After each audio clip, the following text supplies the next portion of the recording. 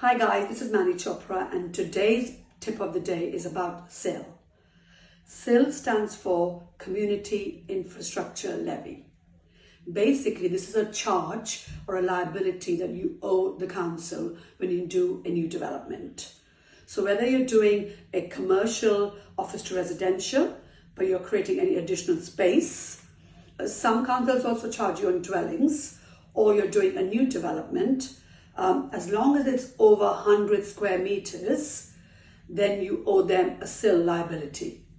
Now, typically, if you create equivalent space, so I'll give you an example. In our Maidenhead development, we created roughly around 400 square meters for the total development for the 4 houses.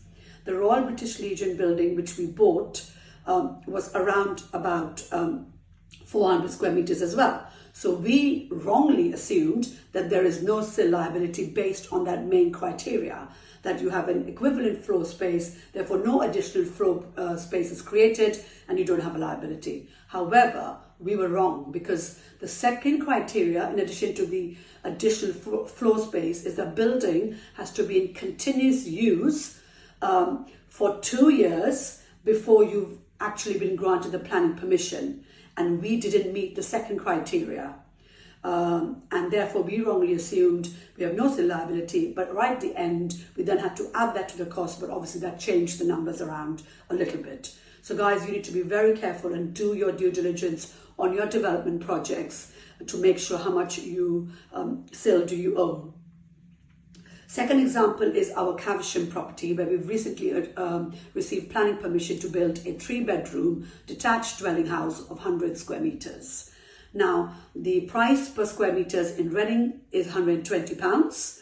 However, they do index rate as well. So be careful about that. Now, the index rate is 1.3. Therefore, for 100 square meters that we're creating, multiplied by 1.3 times £120, is we owe them just over £15,000 of CIL.